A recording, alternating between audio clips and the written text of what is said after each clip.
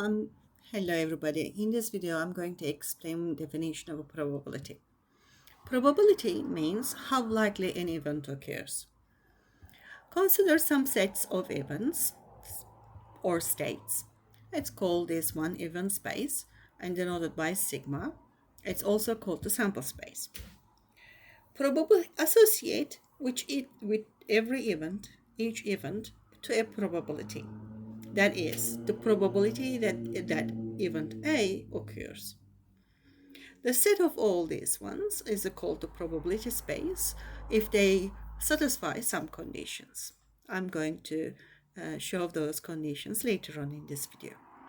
Now let's consider an example and see. It's easier to understand things on an example.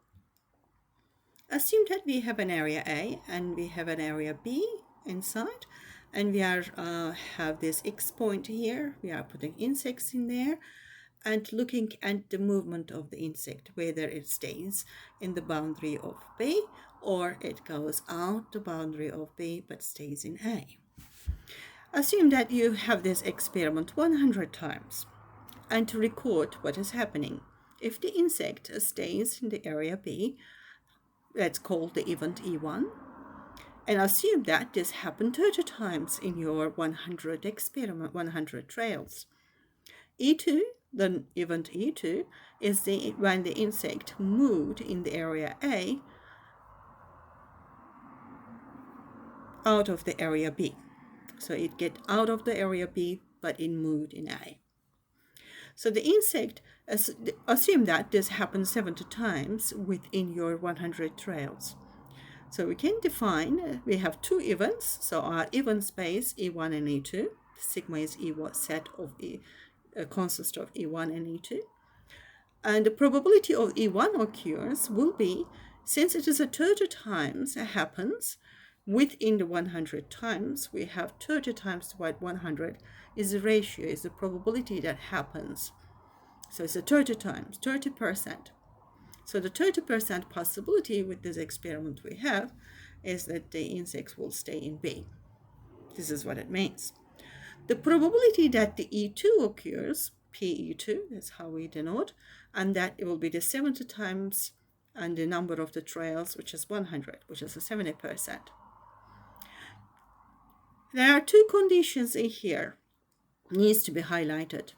30% is a number between 0 and 1, 70% is a number between 0 and 1, and the addition of these two, addition of the all probabilities, has to be 1. This happens in general. If this happens, we call the P set, that is the probability space.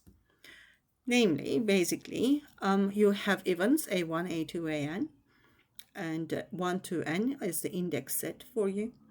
And the P1, P2, Pn is the probability. So for each event AI, we associated a probability Pi, probability that the AI occurs.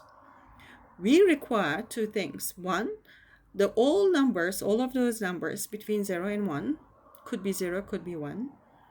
And the sum of all numbers has to be 1. If these two conditions holds, then the set P is called a probability space.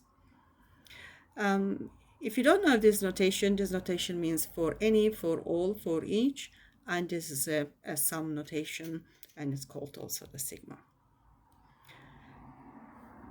I would like to look at the point 0 and 1 because these are the extreme points, and it needs to be mentioned. So if the probability is 0, pk is 0 for some k, this means that there is no way that the event ak occurs. So we can remove that event from our event space, and we can remove the probability from our probability space. So there's no point to mention such things. Another extreme, p can be 1. If one of the pk is 1 for some particular k, this means that the event of ak definitely occurs. Since this is a definite position, definite case, there is no other probabilities. All the other probabilities is 0 because you know that that event ak definitely happened. So there's no probability space, there's no probabilities. There's only one event AK, and with the probability is 100%.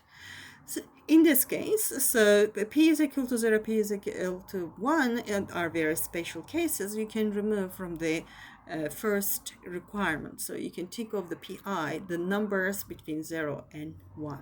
Even though the P is equal to 0 and P is equal to 1 is defined as a probability. But as I mentioned, these are the very special cases, and we can think of the probability numbers between 0. We should think of the probability numbers between 0 and 1. Another concept that needs to be mentioned in this point, I think, is the complement of an event. If you have any event in the space, in your state space, A to the C is the notation, which means the complement of an event. That means the event A does not occur. And the probability of the complement of an event can be formulated in this way, because the number of all probabilities is 1, and probability of A, it means that the event A occurs. So the probability event A does not occur will be 1 minus the probability of A occurs. So it naturally happens. Geometrically, it means that you have the whole space, sigma, the sample space, and you have an event A. If you take out the event A, all the other is your complement. That's a complement concept. Any event.